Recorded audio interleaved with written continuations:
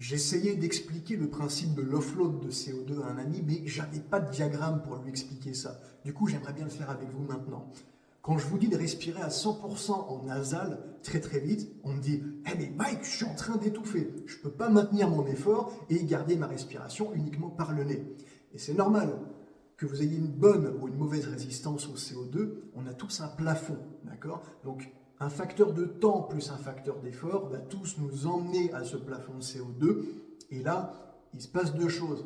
On a une sensation d'étouffement, et cette sensation d'étouffement est causée par un récepteur au niveau de la carotide qui est là pour checker le pH du sang et le CO2, l'accumulation du CO2, et qui va nous dire « Hey, tu n'es pas en train de t'alimenter en oxygène suffisamment pour soutenir l'effort, il faut que tu ouvres les vannes. » Là, on fait face à deux options. La première option, c'est d'écouter ce sentiment et de dire « Ok, j'ouvre les vannes », auquel cas on respire par la bouche complètement. Ça va mener à de l'hyperventilation.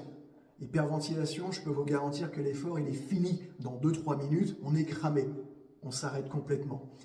La deuxième option, c'est de dire « Ok, tu m'as dit que tu voulais ouvrir les vannes, je comprends ce que ça veut dire, ça ne veut pas dire qu'il faut surrespirer, ça veut dire que mon taux de CO2 est trop élevé. Tu veux que je normalise mon taux de CO2, puisque c'est ça qui trigger l'hyperventilation.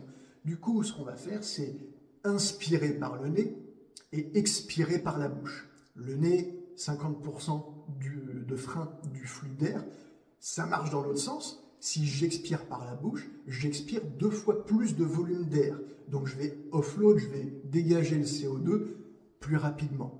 À partir de ce moment-là, maintenant que j'ai normalisé mon taux de CO2, je vais pouvoir reprendre l'effort. Mais attention, on a rétrogradé, c'est-à-dire qu'on ne va pas être capable de fournir le même effort qu'il y a 5 minutes quand on était borderline et qu'on allait exploser. On va travailler dans des zones, plutôt zone 2, zone 3, et on s'est offert des minutes d'effort supplémentaires. Voilà, j'espère que c'est clair. À bientôt.